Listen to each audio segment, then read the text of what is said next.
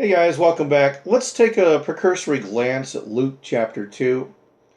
There's some problems here, and the reason I'm doing this is if you're a Christian and you think, man, there's something wrong with this religion, I just don't know what it is, then this might be the place for you. Or if you're thinking about becoming a Christian, you want a little more information from a different perspective, this is also for you. Let's take a look at Luke chapter 2 now. It says a decree went out from Caesar Augustus that a census should be taken. And this was during the governorship of Quirinius, governor of Syria. And everyone went to his town to register. Okay, now, there's a couple problems with this. Let's stop right there.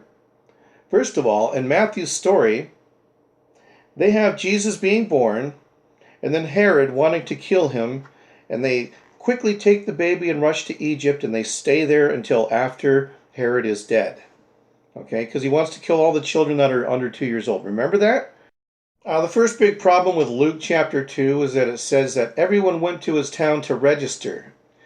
Joseph went from Nazareth to Galilee, to Judea, to the city of David, called Bethlehem, since he was from the house of David. Right? Imagine a world where every time there's a census, you've got to leave your house and go somewhere. Imagine getting to the airport and seeing all the lines at TSA backed up because it's the census and everybody's got to go to the town of their ancestors.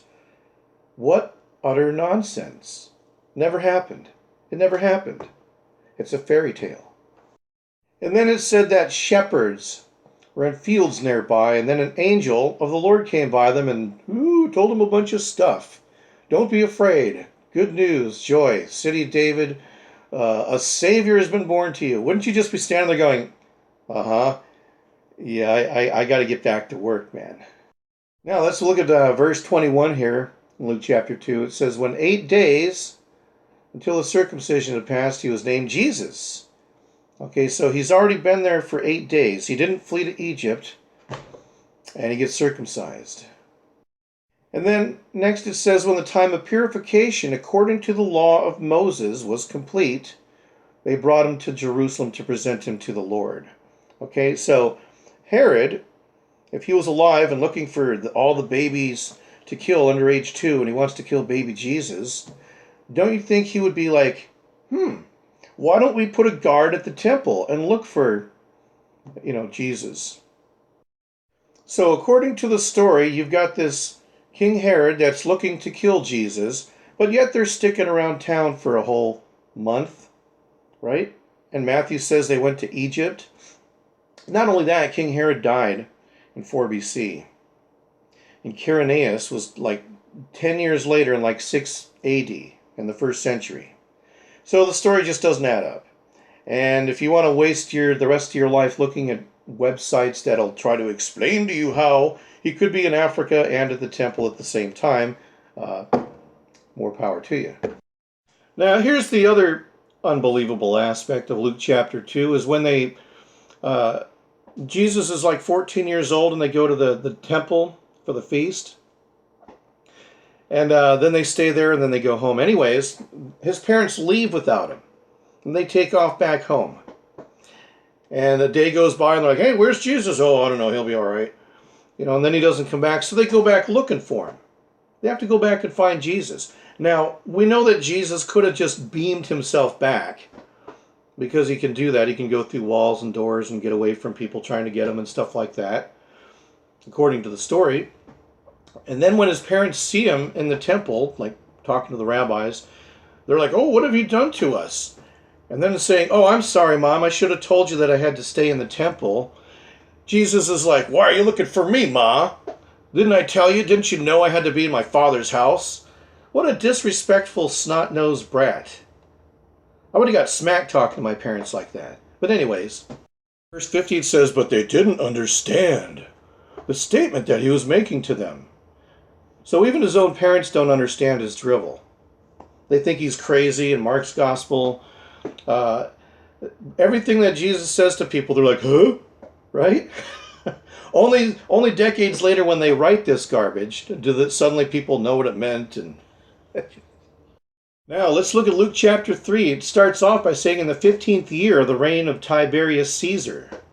Pontius Pilate was governor. Point is this: if they're talking about Caesar, the year is 29 A.D. Okay, so according to this story, that's when John the Baptist comes about and Jesus gets baptized, 29 A.D. What's with all this nonsense of baptism anyway? There isn't anything like that in the Tanakh. There isn't no dipping yourself in a bucket of water, taking an ice bucket challenge in order to cleanse yourself from sins. They really do grasp at straws with these things. They're trying to say things like when they parted the Red Sea, well, he's kind of going through the water. And then we have our first threats of eternal damnation right here in Luke chapter 3, verse 17. They will burn up the chaff with the unquenchable fire. And that's for all the people that don't believe in Jesus. He loves you. You better believe in me, or else something bad will happen to you when you die. And then it talks about the reason why John the Baptist was thrown in jail right here. Luke chapter 3, verse 19. He rebuked Herod the Tetrarch regarding his brother's wife Herodias and all the evils he had done. Now, if you want to go really in depth in that, I did a video about John the Baptist. So you should check that out. Also, if you want to parallel, watch my video on Matthew's chapter 1, 2, and 3 there. Because in the long run, the whole timeline of Jesus' ministry and when John the Baptist started here, the whole timeline does not fit going up to Jesus' crucifixion. Okay? And again, I'm not going to get into all that. It would take way too long. And then there's the baptism of Jesus, which is just more... why does Jesus need to get baptized if he's sinless? Okay? If it's to wash away sins and he has no sins, well, it's symbolic, and they say what? Now, remember the genealogy of Jesus in Matthew's Gospel? Well, they also have a genealogy of Jesus right here in Luke chapter 3, too. Only instead of starting with like Abraham and going up to Jesus, it starts like at the end. It starts with Jesus and goes all the way back to Adam and Eve. Okay, but this is also a bogus genealogy because it conflicts with the one in Matthew's Gospel. And to write this off, Christians will say it's the genealogy of Mary, even though it says clearly that it's not. Yeah, right off the bat here, it says that Jesus, regarded as the son of Joseph, the son of Heli.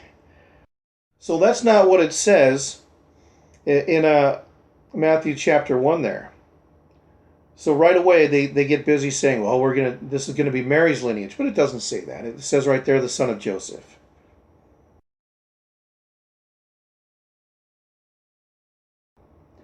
So that goes right out the window.